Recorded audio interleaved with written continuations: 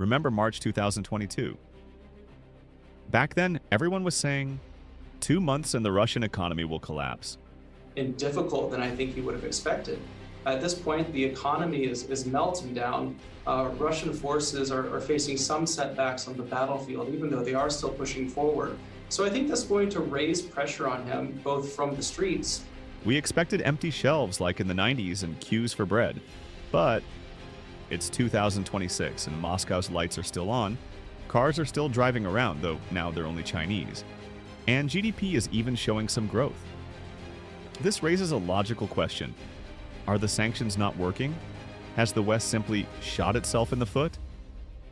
Today, we will figure out why what we are seeing is not strength, but agony.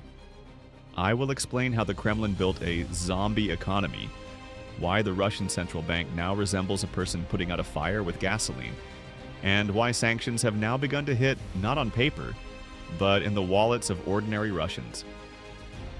Let's take a look at this GDP growth that Putin is so proud of.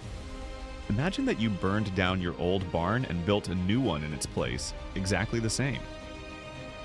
On paper, you have increased production. But have you become richer? No. You had one barn and you still have one barn. Russia is doing the same thing right now. They are pouring trillions of rubles into tanks and missiles. A tank goes to the front and burns up in 10 minutes. The money has been paid, the factory has reported growth, but this tank does not bake bread, treat people, or build roads. This is an empty economy. But there is a catch. People in factories are paid huge salaries because there is simply no one else to do the work. Some are at the front, others have left the country.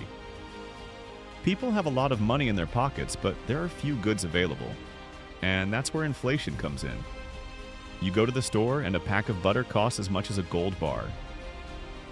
Elvira Nabiulina, head of the Central Bank of the Russian Federation, is now in a panic, raising the rate to 21% or even higher. This means that taking out a business loan or mortgage is now financial suicide. The economy is simply being sterilized. Now about oil, the Kremlin's main gas station. Yes, they bypassed the price ceiling with the help of a shadow fleet. They bought a bunch of rusty tubs that sail under the flags of Liberia or Panama, but look at the numbers. Russia used to sell gas to Europe at a high and stable price. Now Gazprom is officially a loss-making company. They are begging China to buy at least something, and Beijing says, okay, but at half price, and build the pipeline at your own expense. Russia has become completely dependent on the yuan. This is not a partnership, it is vassalage. If tomorrow Chinese banks say, we do not accept payments from Russia because we are afraid of US sanctions, Russian trade will simply stop, and this is already beginning to happen. The supply of spare parts, machine tools, electronics, everything depends on Beijing's goodwill. My favorite block is import substitution. Remember the Moskvich, which is actually a Chinese JIC? Or drones with Made in Russia stickers, which have Western chips from washing machines inside? Sanctions act like rust. They don't kill instantly, they corrode. Aviation. Russian planes are now like Lego construction sets. To get one to fly, you have to take apart two others for spare parts. This is called aviation cannibalism. Oil production. Light oil is running out in Russia. To get heavy oil, you need Western technology, which you don't have. Without it, production will decline every year. Chips. Parallel imports are cool, but they are 3 times more expensive. Each rocket they assemble now costs the Kremlin as much as a gold bar due to long logistics chains. You may say, they don't care, they're used to suffering. Maybe. But there are things that propaganda cannot hide. In the winter of 2024 to 2025, heating pipes began to burst en masse in Russia. Entire cities froze. Why? Because the money that was supposed to go to housing and communal services went to shelling Ukraine's energy system. Food prices are rising by 20 to 30% per year. Medicine is becoming a luxury because high-quality drugs are imported. Russians today live in the illusion of stability, which is based on money for corpses. As long as you are at war, your family has money.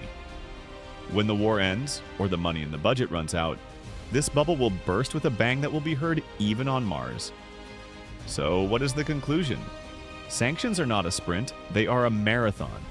Russia is now like an athlete running on doping. He looks powerful, he breaks records, but his heart is already failing. The year 2026 will be decisive for them. The National Welfare Fund is not elastic, it is running out. China is beginning to squeeze the last juices out of Russia. Resources are dwindling, while the demands of war are only growing. Sanctions are working, slowly, cynically, and inevitably. They are depriving Russia of its future, turning it into a raw materials appendage of Asia with a nuclear club in its hands. Okay, we've talked about goods. What about money? Imagine you are a Russian businessman. You need to buy machine tools in China. You send yuan and the Chinese bank says, "Sorry, we won't accept your money because we are afraid of falling under US sanctions." This is the reality of 2025. Russian businesses are now forced to use financial intermediaries in Kyrgyzstan, the UAE, or even Africa. What does this mean for us? Each such intermediary takes a 5 to 10% commission. This means that any imports automatically become more expensive out of nowhere. Money gets stuck for weeks. These are blood clots in the economy's circulatory system. Sooner or later, the heart will simply not be able to withstand it. And now for the worst thing for the Kremlin, people. Russia is facing its biggest labor shortage since the collapse of the USSR. Just imagine, 1 million people have left, and these are the most intelligent IT specialists, engineers. Hundreds of thousands are on the front lines or in the ground. Who is left? Pensioners and students are working in factories. Even migrants from Central Asia have started to flee Russia because the ruble exchange rate is ridiculous, and the risk of being drafted is real. Russian businesses are now literally fighting over every courier or welder, driving up salaries. But this is a trap. Salaries are rising, but productivity is not. This is a direct path to economic suicide. Did you think Russia would at least be able to feed itself? Well, there will be bread. But there is a catch. Russian agriculture is critically dependent on the West. 90% of sugar beet seeds are imported. Half of the sunflower and corn seeds are also imported. I won't even mention chicken genetics, crossbreeding. The dependence there is almost 100%. If tomorrow the West cuts off the supply of seeds and hatching eggs, in a year Russia will face real famine, or prices will skyrocket so much that meat will become a New Year's delicacy. They are trying to build their own breeding centers, but that takes 10 to 15 years, which they don't have. Now, in the Russian hinterlands, a new kind of social ladder has appeared, dying in the war. For a resident of some Buryatia or Tuva, the payment for a dead son is money that he would not have earned in his entire life. This creates a terrible illusion of wealth in the poorest regions. People buy cars, pay off loans, with blood money. But what will happen when the flow of this money stops? Or when the number of disabled people who need to be paid pensions for decades exceeds the budget's capacity? This is a time bomb for the stability of entire regions. And finally, internal division. Putin has begun to seize factories from oligarchs who are not loyal enough or simply have a large share. The state is taking private companies under its control. And we know how the state manages business: corruption, inefficiency, and theft. Russia is returning to the state plan model, where initiative is punished and loyalty is valued above professionalism. This is the path to complete stagnation, as in the days of Brezhnev, but with missiles in hand. So when people tell you that sanctions are ridiculous, just show them these facts. Russia today is like a house whose foundation has been eaten away and whose walls have been propped up with rotten boards. It is still standing, but the first serious earthquake, for example oil prices falling to $40, will cause it to collapse.